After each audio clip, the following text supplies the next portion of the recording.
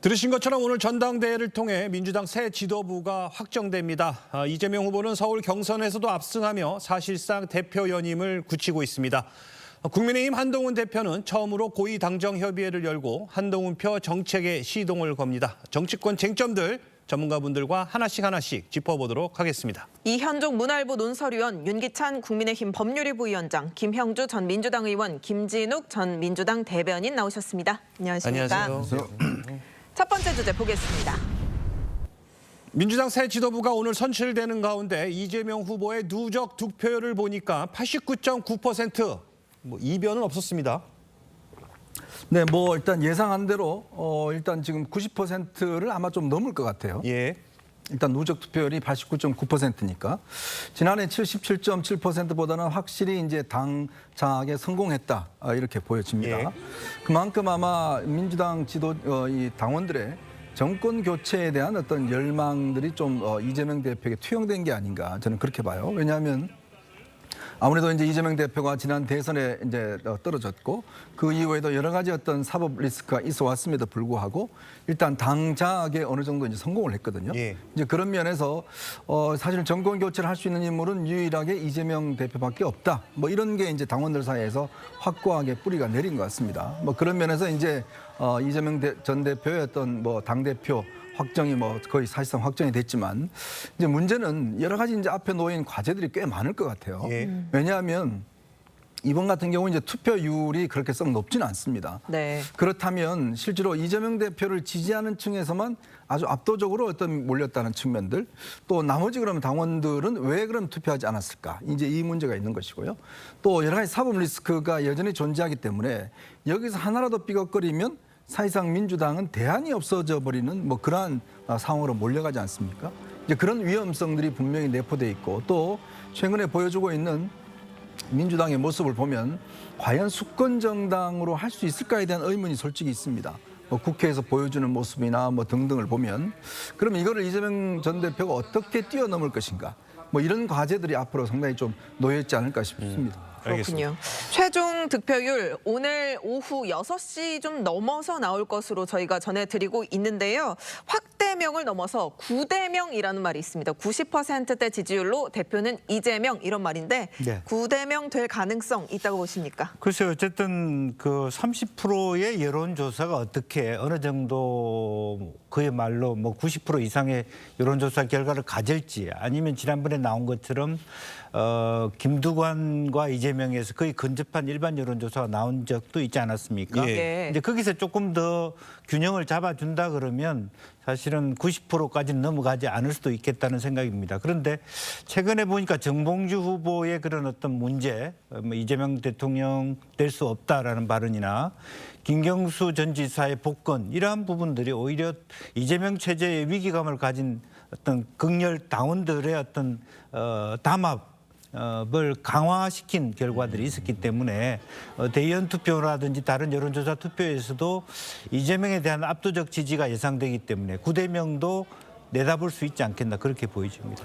알겠습니다. 상황이 이렇다 보니 당대표보다는 최고위원 선출에 더 관심이 집중되고 있습니다. 정봉주 후보는 명파리 척결 발언 논란으로 민주당 강성 지지층의 야유를 샀는데요. 그 모습 먼저 보고 오겠습니다. 저는 혼자 왔습니다. 진짜 싸울 거는 앞장서 싸울 때 혼자 싸웁니다. 이재명이 봐라! 누가 오해하는 몇몇 극소수인사들 내가 이재명이 하면서 실세 권력 노릇하는 한 줌도 안 되는 극소수인사를 반드시 속아내겠습니다. 최고일 되면 지도부와 함께 인물들을 질서 있고 단호하게 쳐내겠습니다. 자, 보신 것처럼 이 정봉주 후보는 무대에 올라서자마자 욕설과 야유 폭격을 받아서 약 한 10초간 이렇게 정적 끝에 발언을 시작했는데 이 상황을 또 어떻게 보십니까? 그러니까 정봉주 후보가 지난주에 박원석 전 의원을 통해서 본인의 개인적인 생각을 얘기한 이후에 예. 그 생각을 얘기한 이후에 굉장히 많은 공격을 받고 있었습니다. 특히 이 강성 지지층에서는 정봉주 후보를 이 순위권 바깥으로 밀어내야 된다는 얘기까지 나올 정도로 굉장히 좀 그 상황들이 안 좋았는데 예. 어제 서울 마지막 그 순회 경선에서 또 하필이면 공교롭게도 마지막 유세 정견 발표 순서였었어요. 예. 한 5, 6분간 진행되는 저 순서 동안 거의 발언이 안 들릴 정도로 많은 사람들의 비난과 야유가 좀 있었는데 뭐 정봉주 후보는 뭐 꿋꿋하게 본인 시간을 다 소화한 것으로 전해집니다. 다만 어제 결과가 굉장히 정봉주 후보에게는 좀 뼈아픈 결과일 수 있는데 지난주하고는 다르게 이번 주에 서울에서는 어제 순위가 6위로 서울 순위는 6위가 됐고요. 예. 토탈 순위가 3위로 예. 내려앉는 그런 상황이 됐기 때문에 오늘 전체적으로 어디까지 갈 것인가 하는 거에 따라서는 자칫 잘못하다가는 5위권 안에 들어가지 않을 수도 있겠다. 지금 전현희 후보가 상대적으로 어제 그 2등을 했어요. 예. 그러면서 지금 토탈 순위 5위로 올라섰는데 만약에 오늘 정봉주 후보가 여론조사 30% 반영됩니다. 예. 그리고 또 대의원 그 투표가 있는데 이게 14%, 그러니까 오늘 44%가 결정되는 거거든요. 예. 오늘 만약에 상당히 뒤로 후순위로 밀릴 경우에 5위권 바깥으로 나갈 수도 있다. 이런 예측도 나오겠습니다만 지금까지 누적해서 벌어놓은 득표수를 보면 한 5위 안에는 들지 않겠나 싶긴 한데 예. 든다고 하더라도 앞으로 정봉주 후보가 그 최고위원회에서 지도부의 일원으로서 본인의 역할을 어느 정도 수행할 수 있을지 이런 부분들은 계속해서 지켜봐야 될 관전 포인트가 될 것 같습니다. 알겠습니다. 네. 이 정봉주 후보는 또 이재명 뒷담화 논란에 대해 사실이라고 인정하면서도 이재명 후보에 대한 애정이다 이렇게 해명을 했는데 어제 현장 분위기를 봐도 또 서울 경선 투표 결과를 봐도 당원들에게는 잘 받아들여지지 않은 것 같습니다. 어차피 정봉주 후보는 뭐 당원들 대다수께 호소하는 전략은 이제 아마 포기했을 거고요. 지금 정봉주 후보 입장에서 보면 이미 본인은 킹메이커 역할을 중점적으로 본인의 비전 삼았을 거예요. 비전으로.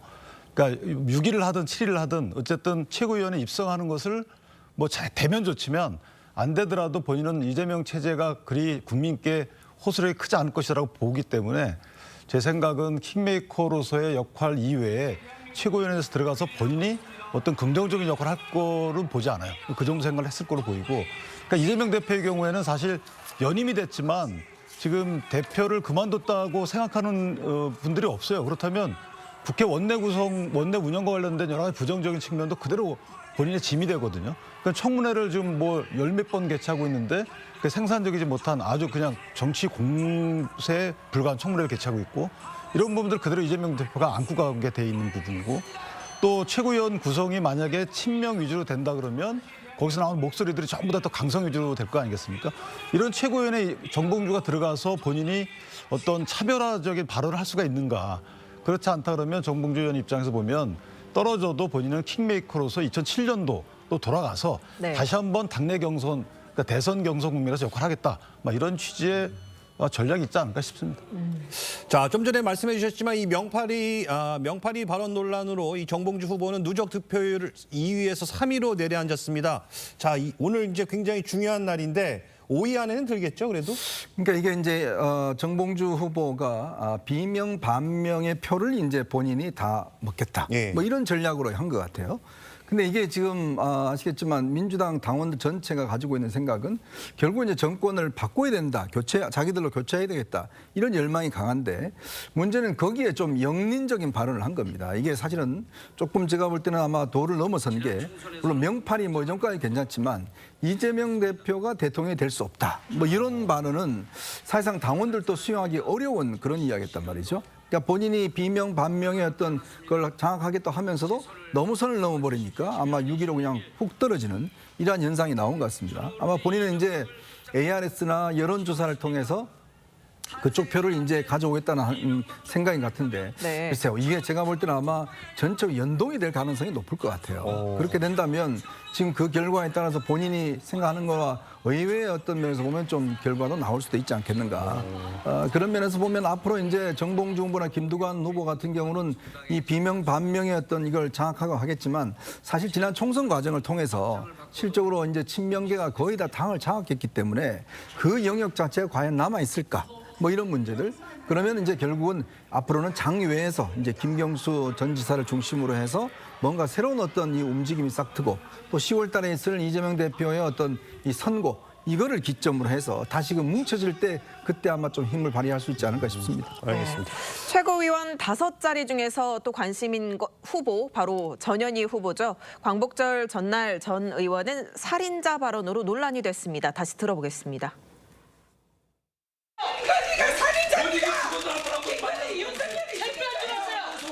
왜 죽인 겁니까? 누가 죽인 겁니까? 야당 탓으로 돌리는 국힘과 용산 권력. 누가 패륜입니까? 누가 사과해야 합니까? 네, 정말 깜짝 놀랐다는 분들 많으십니다. 어제 전현희 후보 서울 지역 경선에서 2위에 올랐는데 저 발언이 영향을 미쳤을지 아니면 본인 지역구가 또 서울이잖아요. 그래서 좀 표를 받았을까 어떻게 보십니까? 저 발언도 일부 영향을 미쳤을 거라고 보여집니다. 왜냐하면 마지막 순간에 사람들이 이제 노이즈가 있음으로 해서 주목도가 생기는 부분은 분명히 있을 테니까요. 그런데 이제 저 발언만 가지고 영향을 미쳤겠느냐라고 보면 또 그건 아닐 수도 있다. 왜냐하면 전현희 의원이 이제 3선 의원이신데 서울에서 다 정치를 했기 때문에 예. 그동안 그 서울에서 나름의 그래도 인지도라든지 이런 부분들은 가지고 있어요. 그런 부분들이 이번에 뭐 타이밍이 절묘했다고 보는 분도 계시고 뭐 우연이라고 보는 분도 계시겠지만 그런 상황들이 종합적으로 맞아떨어진 결과가 아닌가 싶고요. 아마 오늘 그 누적 그 이제 득표율 예. 여기에서 보면 여론조사 일반인 여론조사가 있는데 일반인 여론조사 30%가 과연 저 발언을 어떻게 긍정적으로 평가할 것인가 아니면 부정적으로 평가할 것인가 하는 부분에 대해서는 아직 저희도 예측하기가 좀 어렵다. 일단은 이따가 최종적인 결과가 나올 때까지는 여전히 변수를 가지고 있다 이렇게 봐야 되는 게 맞을 것 같습니다. 알겠습니다. 이재명 후보가 정봉주 후보의 뒷담화 논란과 관련해 어제 입장을 밝혔는데요. 이어서 김두관 후보의 발언도 함께 듣고 오시죠. 우리는 하나입니다. 힘을 합쳐도 모자랄 판에 이 작은 차이를 가지고 서로 갈등하고 싸울 시간이 없습니다. 작은 차이를 이해합시다. 우리는 더불어민주당의 큰 그릇 안에 들어가 있는 식구들입니다. 우리는 연대하고 연합하고 통합할 때 승리했다는 것을 잊지 말았으면 좋겠습니다. 우리 민주당이 강경, 강성, 개혁의 딸 지지다하고 저는 결별해야 된다고 생각을 합니다. 자, 뭐 지금 보신 것처럼 이재명 후보는 전당대회가 끝나면 다 하나로 합쳐질 것이다라고 얘기를 했고요. 또 김두관 후보는 개딸과 결별해야 한다 이렇게 직격을 했습니다. 이제 벌써부터 민주당 내부 분열 조짐이 보이는 거 아니냐 이런 얘기가 나오는데 어떻게 보십니까? 저는 작은 차이는 작은 차이에 불과하다. 이걸 뛰어넘자라고 할 때 그 대화의 상대방은 누구인가가 중요하잖아요. 당원들에 대한 말 같지는 않아요.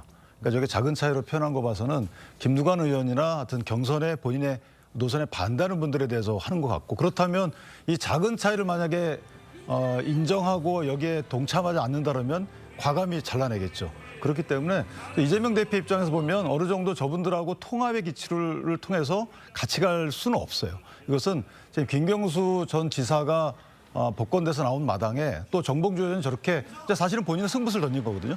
그런 차원이기 때문에 그런 것들에 대한 파장을 다 알고 계실 겁니다. 예. 그러니까 통합, 글쎄요. 통합은 아니고 이제 대선 국면이기 때문에 저는 분명히 개딸과 결별할 일은 없을 거고 그렇다면 네. 당내에 분명한 불협화음이 있을 것이다. 아까 말씀 주신 대로 김경수 전 지사 같은 경우에는 당내로 당분간은 들어오지 않겠죠.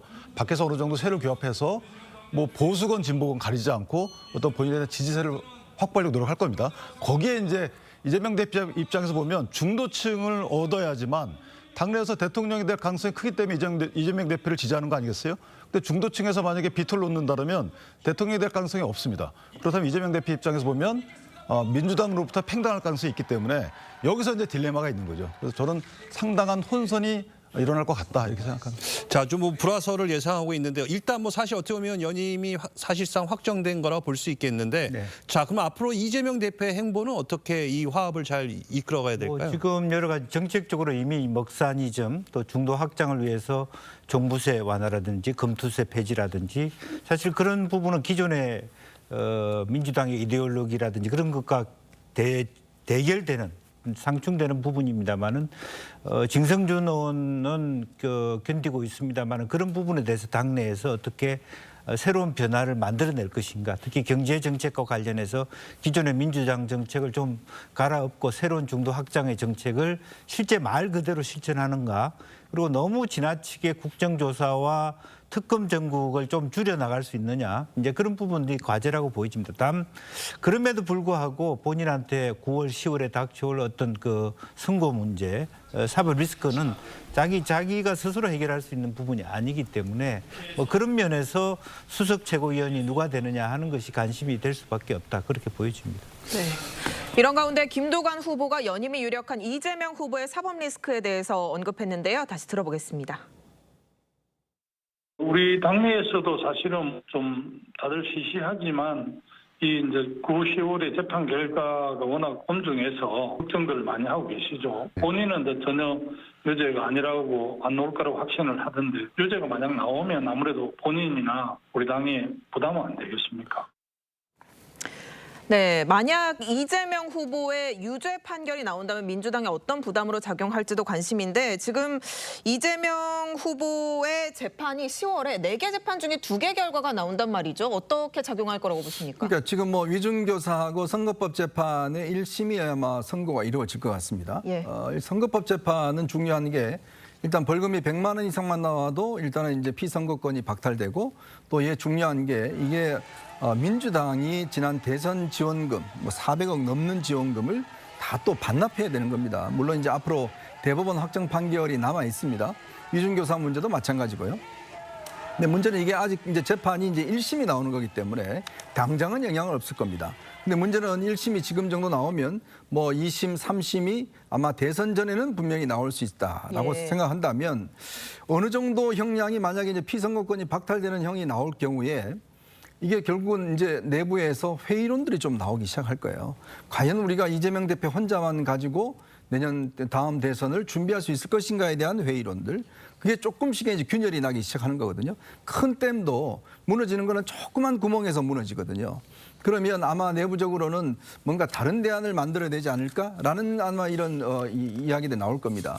그게 촉발점이 되는 게 이제 제가 볼 때는 아마 11월, 12월에 김경수 전 지사의 일단 귀국을 중심으로 해서 현재 민주당에는 민주주의 4.0이라는 이제 그 친문 조직이 있습니다. 이제 이 조직이 얼마만큼 움직일 것이냐. 그리고 조국 혁신당의 조국 대표가 지금 대법원 확정 판결이 나오게 되면 거기도 아마 굉장히 파란이 있을 거예요. 왜냐, 조국 없는 조국 혁신당. 사실 이게 별로 의미가 없는 거거든요.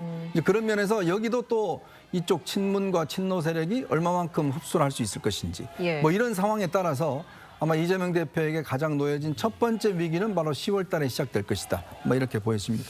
알겠습니다. 자, 연임이 확실되는 이재명 후보를 중심으로 민주당의 친명 색채가 더 뚜렷해질 것이다, 이런 관측이 나오고 있는데, 자, 앞으로 그럼 민주당 새 지도부 어떤 방향으로 가야 될까요? 지금은 이제 이재명 대표 중심으로 2기 체제가 들어선다면 아마 이재명 대표가 그 차기 대권 구도로 가는 그런 과정 속에서 그런 모습들을 더 선명하게 보여줄 것이다. 그 과거에 있었던 민주당의 모습들이 좀 그 강성 측면이 있었다면 이제는 중도 쪽으로 그 정책 방향을 좀 이동하는 그런 모습으로 좀 가지 않을까 싶은데요. 아마도 지금 당장 이재명 대표가 할 수 있는 역할들이 굉장히 큽니다. 왜냐하면 이번 총선도 그렇고 이번 전당대회도 그렇고 이재명 대표를 중심으로 해서 견고하게 리더십이 형성되어 가는 과정이 있기 때문에 이 과정의 완성이 이제 오늘 전당대회를 통해서 이루어지는 것이고요.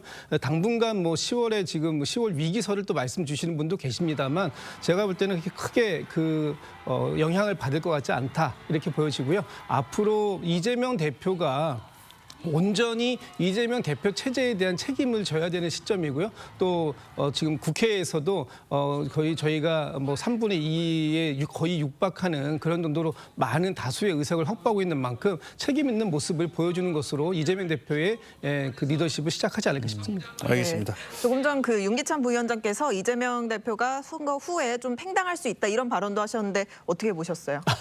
그거는 제가 볼 때는 너무 나가신 발언 같으시고요. 네. 그 이재명 대표가 팽당할 수 있는 상황은 아닙니다. 지금 제가 좀 전에도 말씀드렸습니다만 이 민주당의 그 리더십이 지금 이재명 대표를 거의 그 완전히 굳건하게 되어 있는 상황입니다. 이런 상황 속에서 이재명 대표가 설령 1심에서 어떤 유죄 취지의 판결을 받는다 하더라도 그것이 이재명 대표를 흔들 수 있는 그런 결정적 요소가 되지는 못할 거다 이렇게 전망해 보겠습니다. 알겠습니다. 자, 다음 주제로 가보도록 하겠습니다. 오늘 김대중 전 대통령 서거 15주기를 맞아 현충원에서 추모식이 개최됐고 여야 인사들이 총 출동했습니다. 한동훈 대표의 추도사부터 들어보시죠. 김대중 대통령께서는 2024년에 어떤 정치인들보다도 더 지금에 맞는 진영을 초월해서 시대 정신을 꿰뚫는 해안을 보여주셨습니다. 우리의 정치가 더 많은 사람들의 인생을 아름답게 하고 우리 대한민국의 역사를 더 빨리 발전하게 할 수 있기를 빕니다. 여기 계신 여러분과 함께 노력하겠습니다. 한동훈 대표는 김대중 전 대통령은 진영을 초월하는 정치인이다라고 이렇게 평가를 하면서 상인적 현실 감각과 서생적 문제의 인식을 같이 갖춰야 한다. 이러면서 그 김 전 대통령의 어록을 강조했는데 자, 이게 어떻게 보면 앞으로의 그 본인의 정치 성격을 암시했다 이렇게 봐야 될까요? 그래서 김대중 대통령은 저희 기억에 이제 민주주의라는 거대 담론을 벗어난 이미 이제 그것이 이루어지고 나서의 사실상 첫 대통령이거든요. 그렇기 때문에 뭐 모든 국민이 싸울 대상이 없어진 그런 정치 환경에서 정치를 했습니다. 그래서 민생 관련된 여러 가지 실용적인 정책을 많이 폈고 더군다나 이분이 하신 말씀 중에 이제 결과를 내야 된다는 취지로 상인의 현실 감각이란 말씀하셨죠. 한동훈 대표가 가끔 언급하는 부분입니다. 상인의 현실 감각. 그러니까 여야가 극도로 다투고 있으면서 지금 국민의힘 입장에서 보면 입법 과정을 통해서 뭔가 결론을 도출하기 어려운 의석 구조잖아요. 그럼에도 불구하고 본인은 뭐 작은 거라도 결과를 도출하는 정치를 하겠다.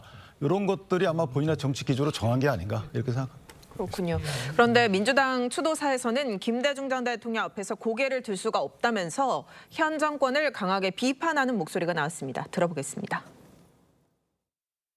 정의의 역사와 지혜로운 국민을 믿고 윤석열 정권의 폭주를 막아내겠습니다. 민주주의의 완성, 민생 경제의 회생, 한반도 평화 번영의 실현을 위해 더불어민주당이 사직생의 각오로 투쟁하겠습니다. 김대중 전 대통령의 정신으로 윤석열 정권의 폭주를 막아내겠다. 지금 박찬대 원내대표의 발언인데 이 부분에 대해서는 어떻게 생각하십니까?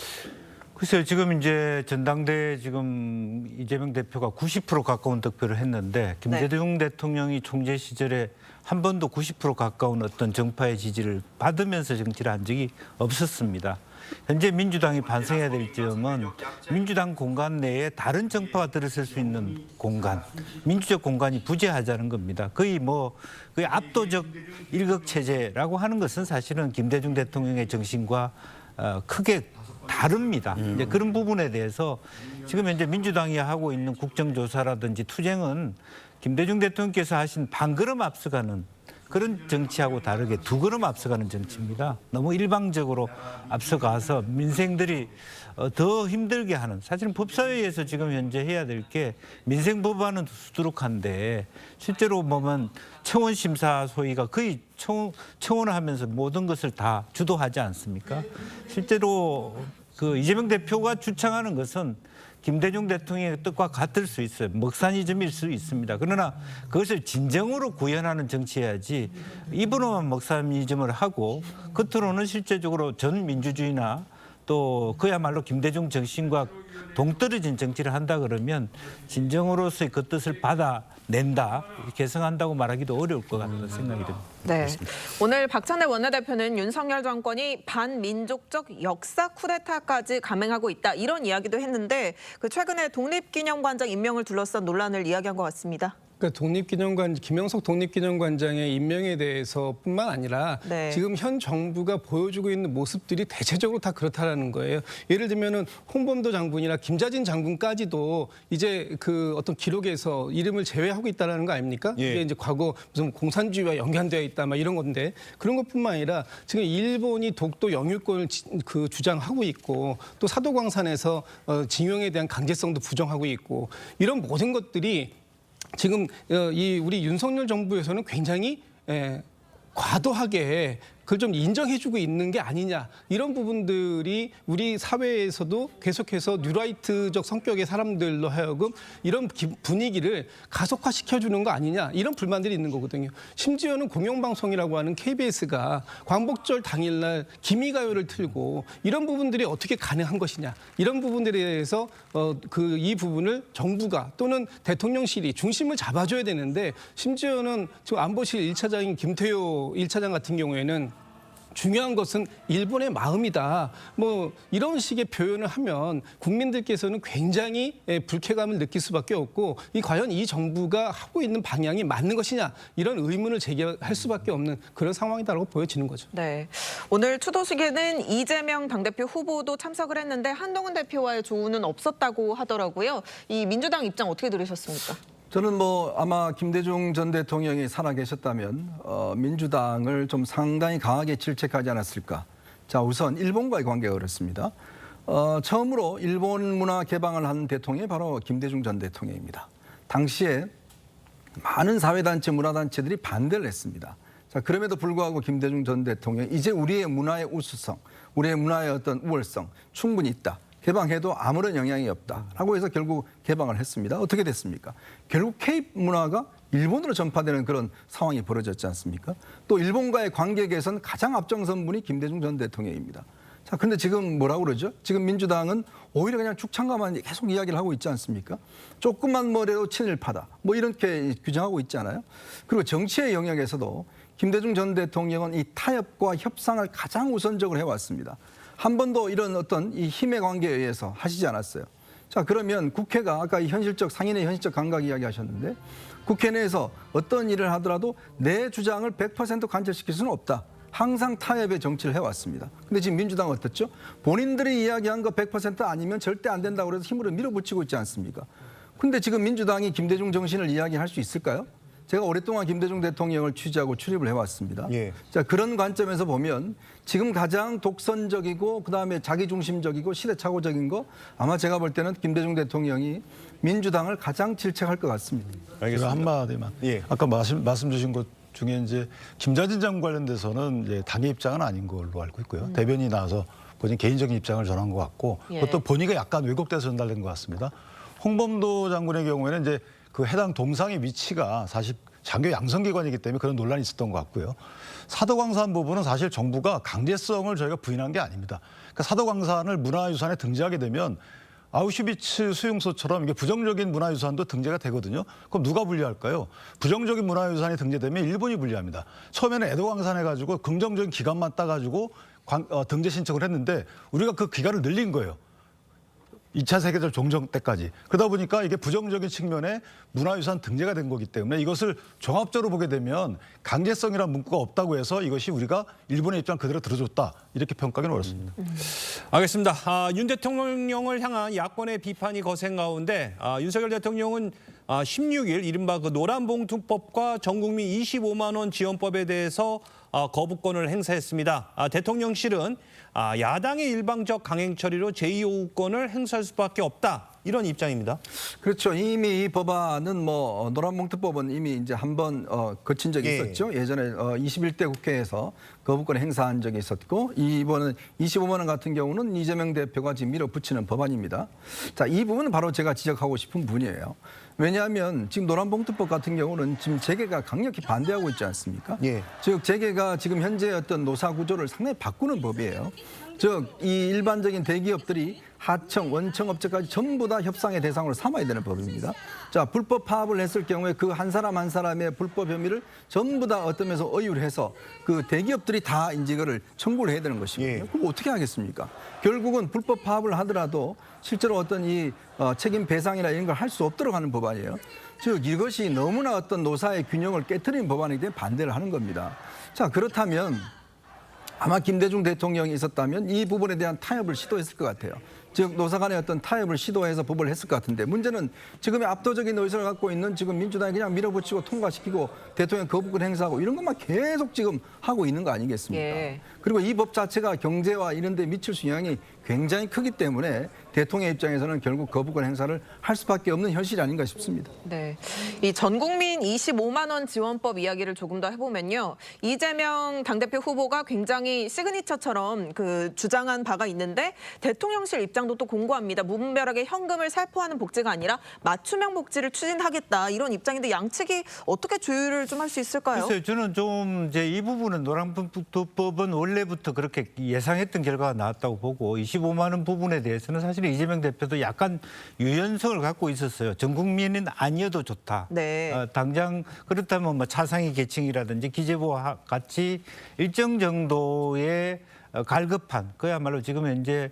뭐 서민들이 어떤 카드 빚이라든지 이런 것이 막 쌓여 있기 때문에 얼마 25만 원 자체는 우리가 봤을 때 일반적으로 얼마 안 되지만 사실 서민 입장에서 그게 굉장히 소중한 돈이 될 수 있거든요. 이제 그런 면에서 조금 더 정부가 이 부분만큼은 좀 조율해서 예컨대 전 국민 중에 뭐 40% 정도 수준에서 최하위층에서 좀 뭐 다른 방식으로 뭐 쿠폰형이라든지 어떤 뭐 지역 뭐 활성화되는 지역 화폐를 준다든지 이런 방식의 대안을 좀 만들어줄 수 있으면 좋겠는데 원칙론에 국한해서 그냥 잘랐다는 것이 좀 아쉽다 그렇게 느껴집니다.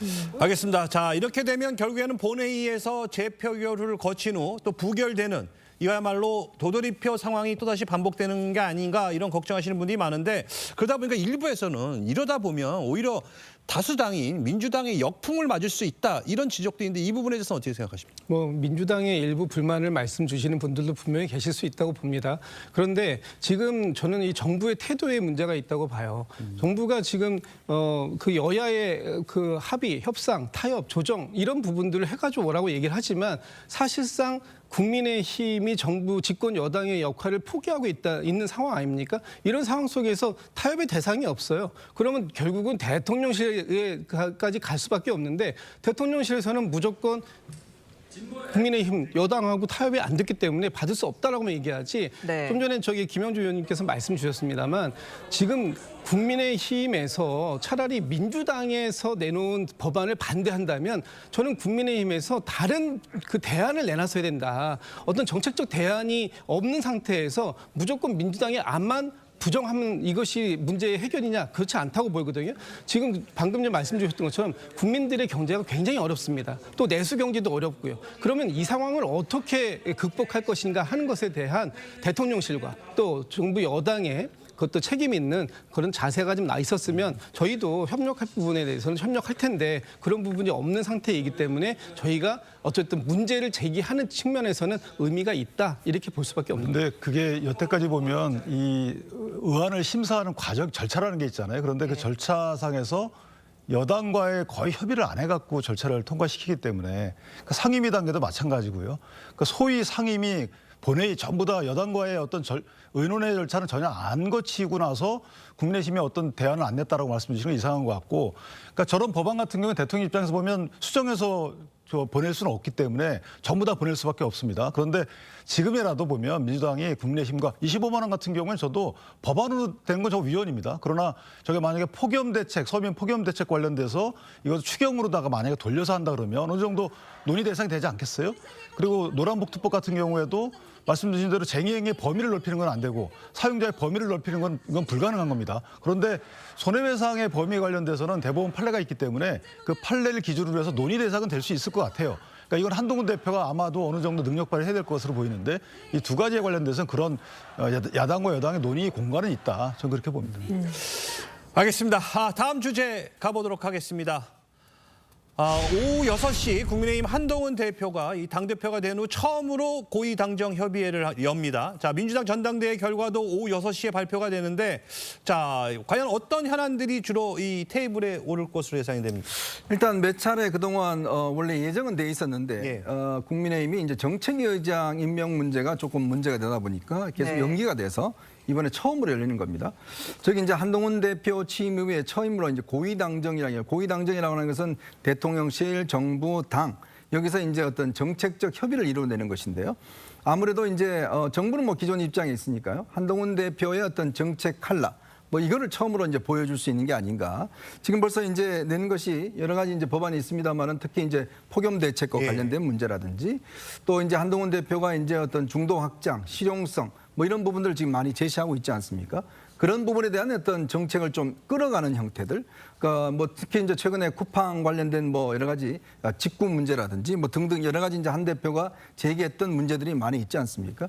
그러니까 이런 것들을 정부 차원에서 얼마만큼 이제 정책화하느냐, 뭐 그런 어떤 갈림돌이 있는데 문제는 과연 이제 앞으로 누가 주도를 해나갈 것이냐. 뭐 물론 3자가 이제 동일한 형태로 모입니다만은 그러나 거기서 어떤 주도권을 행사하고 민심을 전달하는 창구들, 이건 아마 한 대표 입장에 좀 적극적으로 예전과 달리 하지 않을까라는 생각이 듭니다. 네. 한동훈 대표가 건강한 당정 관계를 강조하다 보니까 정책 주도권을 잡기 위해서 뭐 정부나 대통령실에 좀 각을 세운다거나 이럴 가능성도 있다고 보세요? 각을 세운다기보다는 그동안에 뭐 사실은 그 민생 관련된 논의들이 많이 지연됐고 지체돼 있기 때문에 오히려 그동안에 이재명 대표가 서서히 검투세에 대한 부분이라든지 종부세에 대한 부분이 사실은 국민의힘과 겹치는 어떤 중도 확장적 발언을 왔기 때문에 그 부분에 대해서 이재명 대표의 어떤 발언보다 앞서는 정부의 어떤 경제 정책, 또 서민 지원, 또 폭염 대책 이런 것들을 또 최근에 인천의 어떤 그 전기차 문제, 배터리 문제 그런 부분에 현안에 대해서 국민들이 가장 시급히 갈급하고 있는 부분을 의제를 중심으로 주도권을 쥐려고 하지 않겠냐 그렇게 보여집니다.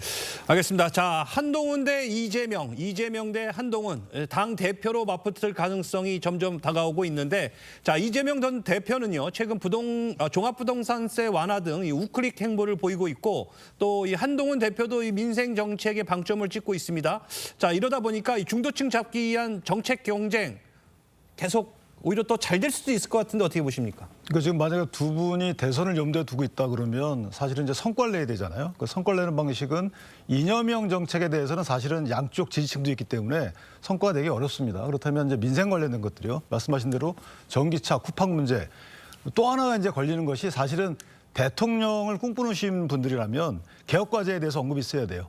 개혁과제를 예를 들면 연금 부분이 있잖아요. 이게 당정 문제뿐만 아니고 이재명 대표와의 관계 측면에서도 연금 개혁 문제에 대해서는 일사천리로 진행이 돼야 됩니다. 뭐 협의체를 구성하든 국회 특위에만 맡겨둘 것이 아니고 이건 톱다운 방식으로 이재명 대표와 한동훈 대표가 이재명 대표가 되면 두 분이 어느 정도 합의를 봐서 연금 개혁에 관련돼서 만약에 추진한다. 저는 그러면 대선에서 입지가 좀 탄탄해지지 않을까. 그러니까 작은 민생 같은 것들은 사실은 두 가지 측면이 있는데 한동훈 대표 입장에서 보면 정부에 요구할 수 있는 게 있고 그다음에 사실은 한동훈 대표가 당의 대표이기 때문에 민주당과의 협상을 통해서 법안을 이끌어내야 돼요. 이것이 큰 겁니다.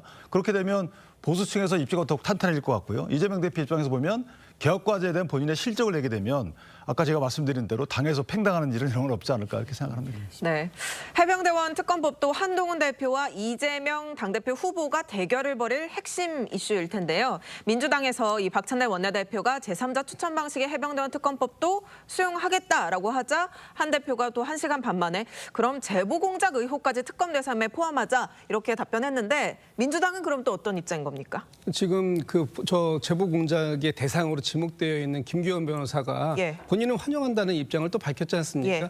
그러니까 지금 한동훈 대표가 민주당을 향해서 갈팡질팡한다 이렇게 말씀하실 게 아니고 본인 기조를 먼저 정하셔야 돼요. 그 본인이 지금 지난 6월 23일 날 전당대회에 출마 선언하면서 공수처 수사 결과와 관계없이 본인이 당대표로 당선이 되면 제3자의 추천에 대한 특검법을 발의하겠다라고 약속을 하신 게 있지 않습니까? 그리고 그걸 국민의 눈높이라는 이름으로 계속 말씀을 해오셨어요.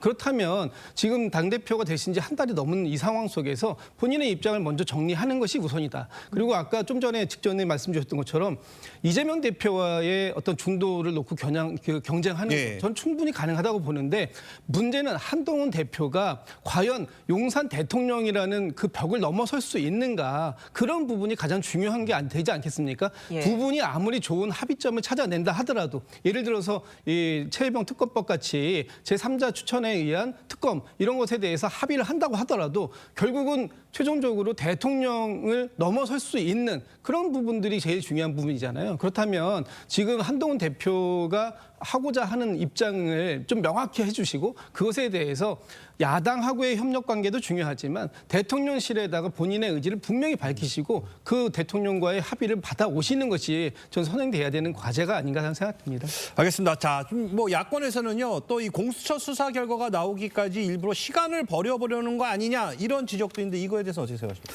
뭐 아무래도 이제 전략 전술면은 있을 겁니다. 공수처 수사가 어느 정도 빨리 진행이 되느냐 여부에 따라서 이 논의의 어떤 촉발점이 분명히 있을 것 같아요. 왜냐하면 공수처 수사가 지금 뭐 벌써 한지 거의 1년이 더 가까워지는데 문제는 아직 이제 결론을 못 내리고 있다는 측면이 있겠죠. 최근에 아마 윤 대통령 통화 내역까지 이제 확보를 해 조사를 하고 있으니까요. 만약 공수처 수사가 뭐 조만간 이제 결론이 내려진다 그러면 아마 그 문제를 놓고서 이제 과연 적절한가 또 특검을 해야 될 것인가 논쟁은 있을 것인데 이게 이제 공수처 수사가 계속 길어진다 그러면 아마 이 논쟁은 이제 정기국회 때 꽤 이제 큰 쟁점이 되지 않을까 싶어요. 그리고 이제 재보공작 문제도 이제 넣자고 이야기를 했는데 문제는 이제 재보공작을 넣을 경우에 아마 민주당도 좀 곤혹스러운 측면이 있을 거예요. 그동안 권성동 의원이 지적해왔던 여러 가지 이 부분에 대한 조작 혐의라든지 이런 것들이 있기 때문에 서로 간에 좀 수사함이 좀 치열할 것 같습니다. 알겠습니다.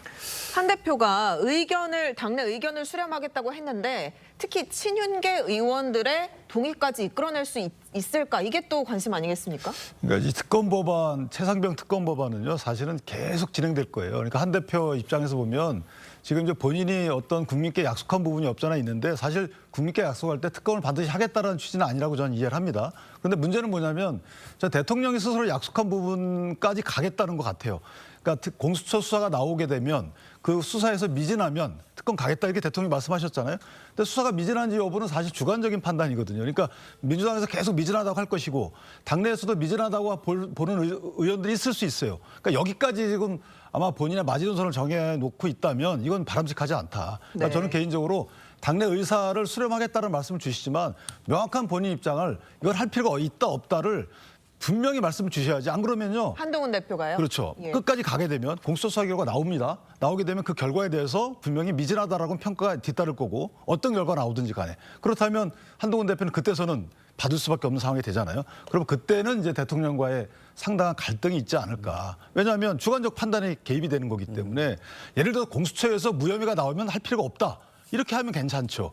근데 공수처에 대한 수사 결과에 대한 명확한 입장 표명 없이 하게 되면 이런 문제가 생길 수 있다라고 생각합니다. 알겠습니다. 자, 민주당은 또 이 열흘 안에 결단을 내리라고 했습니다. 이 기한까지 국민의힘에서 만약 결론을 내리지 못한다면 자, 민주당은 어떻게 대응하실 겁니까? 민주당이 지금 일단은 그 박찬대 직무대행이 일단 다 받겠다고 한 거예요. 사실상. 왜냐하면은 한동훈 대표가 얘기하는 제3자 추천 방식이라도 우리는 받겠다. 그 이유가 이번 그 특검법이 저희가 뭐 발의는 해놨습니다만 협상의 여지를 지금 열어놔 준 것이고요. 어떻게 해서든지 특검이 진행이 돼야 된다라는 그런 절박감의 표현이다라고 보여지는데 아까 좀 전에도 제가 말씀드렸습니다만 예. 그 지금 제3자 특검에 대해서는 민주당도 열어놨고요. 개혁신당에서도 이미 뭐 그 천하람 의원도 이 부분에 대해서 얘기한 적이 있지 않습니까? 그렇기 때문에 야권에서는 이거 다 받을 준비가 되어 있으니까 여권의 한동훈 대표만 입장을 정해 오시라라는 말씀 드리는 거고요. 한동훈 대표에게 정해진 시간이 이렇게 많지 않다. 그러니까 이번 8월 말까지는 한동훈 대표도 본인의 입장을 명확하게 정리해야 하는 그런 상황이다라고 이렇게 말씀드릴 수 있을 것 같습니다. 알겠습니다. 네, 그 문재인 전 대통령 이야기도 한번 해보겠습니다. 오늘 이 전당대회 중에 문재인 대통령이 영상 축사로 당내 경쟁에서 어느 편에 섰는지 우리 대업 앞에서 중요하지 않다. 이렇게 경쟁에 대해서 좀 자제를 촉구하는 그런 목소리를 냈는데 안철수 국민의힘 의원의 경우에는 김경수 전 전남지사가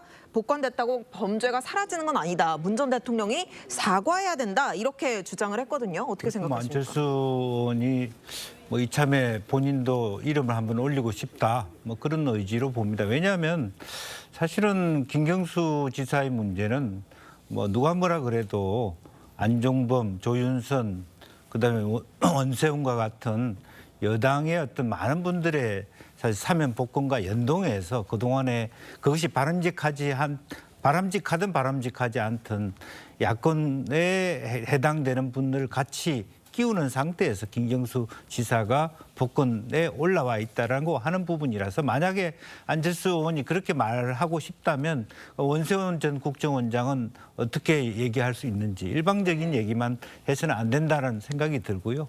또 그 문재인 대통령께서도 이제 김경수 지사가 나오면서 지나치게 이재명 체제를 그 지원하는 분들이 이 긴장 관계가 노정되는 데 대한 어떤 조금 평화롭게 당의 균형을 잡아가야 된다는 그런 메시지로 읽혀집니다. 네. 위원님께서는 조금 전에 언급도 하셨었는데 앞으로 어떻게 좀 진행될 거라고 보십니까? 그러니까 일단 의례적인 저는 통합의 문제라 보여지긴 하지만 그러나 이제 통합이라는 의미가 결국 이재명 대표가 자신을 제외하고 이제 배제 정치를 해서는 안 된다. 뭐 이런 의미가 있는 것 같아요. 왜냐하면 이제 아마 문재인 전 대표 입장에서 보면 자칫하면 연말 정도 되면 이 야권이 지금은 이제 90% 이렇게 이야기를 하지만 사실상 어떤 균열의 어떤 가능성들은 충분히 놓여 있거든요. 사법 리스크라든지 이런 게 있기 때문에 이제 그 부분에 대한 이제 우려들을 이제 정리를 하는 것 같아요. 또 하나 남은 과제는 이제 앞으로 이게 끝나면 이제 이재명 대표와 이제 윤석열 대통령 또 한동훈 대표 이 3장 간의 회동 문제가 또 아마 상당히 논란이 될 겁니다. 결국은 아마 이재명 대표는 영수회담 다시 하자.